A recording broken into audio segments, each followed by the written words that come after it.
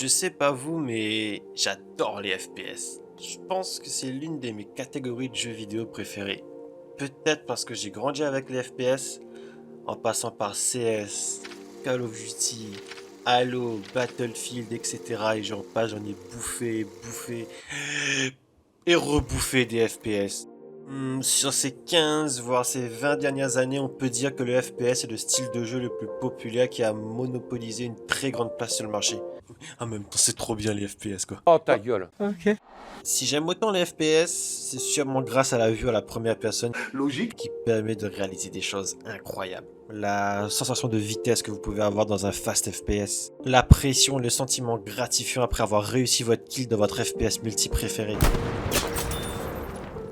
Ou encore l'immersion qui est le point fort de la vue à la première personne. Ouais, ça c'était la vidéo d'avant, désolé. Bref, les possibilités de création que peuvent avoir les développeurs avec un jeu à la première personne sont très variées. Mais si aujourd'hui je suis là, c'est pour vous parler d'un FPS qui selon moi aurait mérité beaucoup plus de succès. J'aurais pu vous parler de Titanfall 2, Doom Eternal, aussi appelé le meilleur jeu de la planète. Ouh là là, c'est la décadence, hein. Et ces jeux en question, tout le monde les a déjà traités. Alors c'est pourquoi aujourd'hui je vais vous parler de ce jeu.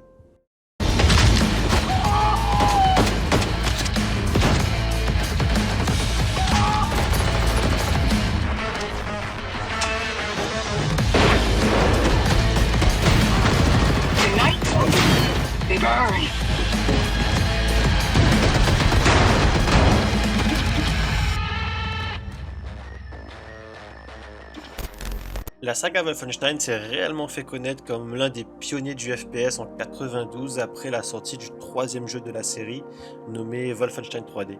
Développé à l'époque par id Software et réalisé par un petit mec nommé John Romero.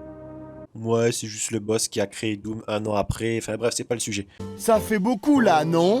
Au fil des années, le développement de la saga Wolfenstein passera par la main de plusieurs studios, notamment Splash Damage, Raven Software, et aujourd'hui c'est le petit studio suédois de Machine Game, racheté par Bethesda en 2010, et ensuite Bethesda qui a été racheté par Microsoft en 2021, bref c'est un petit peu le bordel. Bon allez, je vais arrêter de vous saouler avec mes conneries, on va quand même parler du jeu.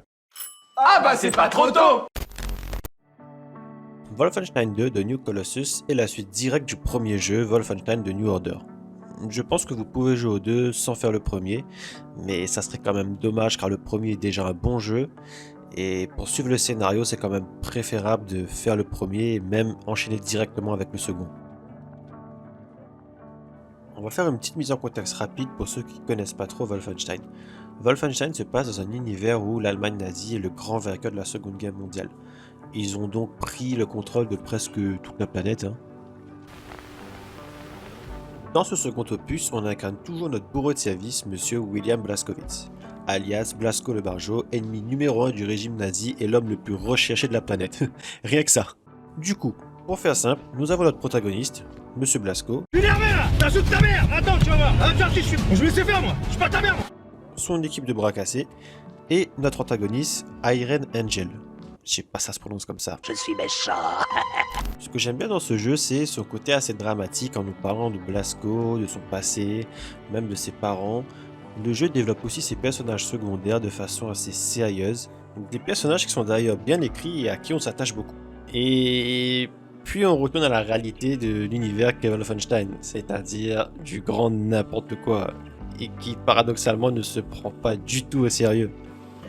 Ce sont des chiottes en état de fonctionner là, juste devant moi où je rêve. Oui, ces toilettes peuvent disposer de toutes sortes de déchets. Sel, urine, vomi. Vous voyez le topo.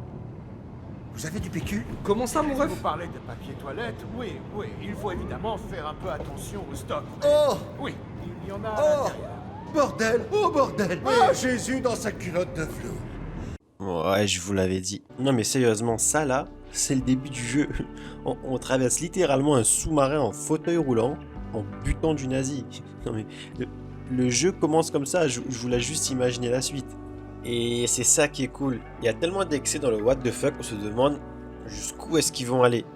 Et je suis désolé, je pourrais pas tout vous montrer, ça serait vraiment dommage de ne pas découvrir tout ça par vous-même. Parce que vous montrer les meilleures scènes de ce jeu serait carrément du spoil. Tout le scénario et le contexte du jeu est juste un prétexte pour taper du nazi avec une panoplie d'armes et d'équipements variés. Wolfenstein 2 a tout ce qu'on attend d'un bon FPS, c'est-à-dire de bonnes armes et une bonne sensation de shoot. En passant par le classique pistolet mitrailleur, notre petit fusil d'assaut,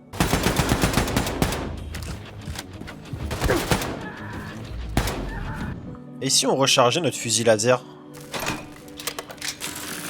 Comme je dis toujours, quand c'est long, c'est trop long. Bon, je vais pas tous vous les faire, mais le fusil à pompe, je suis obligé de vous le montrer. Ça va chier les sneakers, ça je vous le dis. Et imaginez 2 fusils à pompe dans les mains.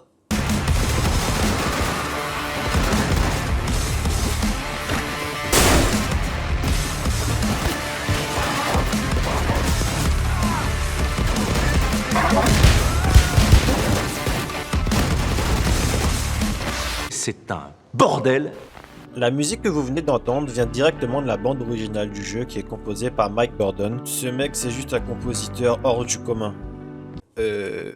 Devinez quoi? C'est le même compositeur que Doom aussi. Il répète ça au moins 20 fois. Tu le dis une fois, c'est bon normalement, et les gens ils ont compris. Le jeu nous fait voyager à travers les États-Unis en nous offrant des panoramas plutôt sympas. On passera par un New York complètement dévasté par une bombe atomique. Ensuite, on fera un petit détour par la Nouvelle-Orléans. Et pourquoi pas par la petite ville du Nouveau-Mexique, Roswell, sous occupation nazie. On s'y croit vraiment. L'ambiance que le jeu nous propose est très réussie. Tiens, je suis en train de penser. Imaginez un Américain parler allemand. Ça doit être rigolo, non? This kid's definitely on crack right now. Bref. Un truc sympa dans le jeu aussi, c'est de pouvoir one-shot les ennemis dans la tête. Vous allez me dire, c'est logique.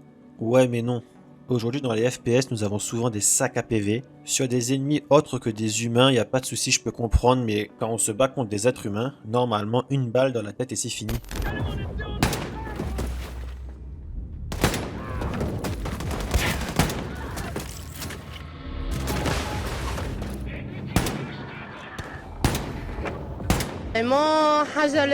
Du coup, nous avons donc un gameplay qui est fluide et nerveux, mais nous avons aussi des phases d'infiltration avec lesquelles je suis un petit peu moins fan. Pas qu'elles sont mauvaises en soi, bon, mis à part l'IA, hein. Ordnungssignal ans Oberkommando zu schicken.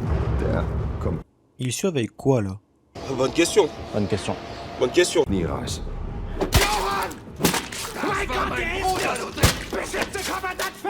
Voilà.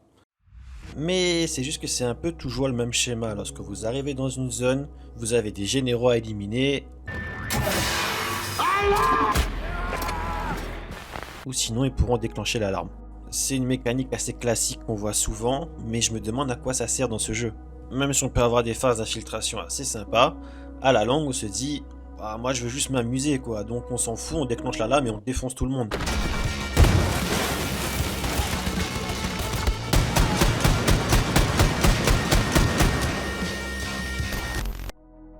Ah oui, c'est vrai, j'ai pas précisé que nous avons un hub central qui est un sous-marin. Là, vous pourrez vous balader, parler à des gens, etc. La classique, quoi. Non mais, qu'est-ce que c'est que ce truc? Cela, c'est la fête. L'événement est incroyable. Filme mes pieds. Ah, désolé, c'est plus fort que moi, hein. Pourquoi j'aime Wolfenstein 2? Pour commencer, nous avons un FPS avec une bonne dynamique de gameplay. Le jeu est fluide, nerveux, précis et très bourrin. Si vous aimez les FPS, je pense que ce jeu a tout ce qu'il faut pour vous plaire. Mais si surtout j'aime ce jeu, c'est pour tous ces moments improbables qu'il peut vous proposer. Tenez par exemple, là j'ai mes potes qui viennent me récupérer avec un paquebot posé sur la terre ferme, au calme. Mais du coup maintenant le bateau il est bloqué. Mais vous inquiétez pas, on va juste faire péter une bombe nucléaire pour que l'onde de choc dégage le bateau du sol.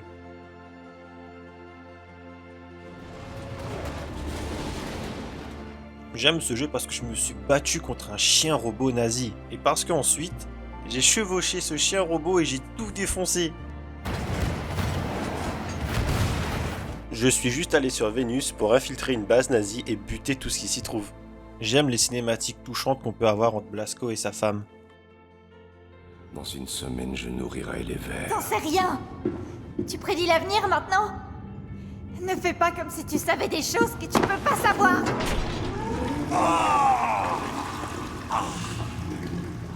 Mes amis, les toilettes fonctionnent. T'es sérieux, toi? La badassitude que peut avoir Blasco en moto après avoir fait péter une bombe nucléaire.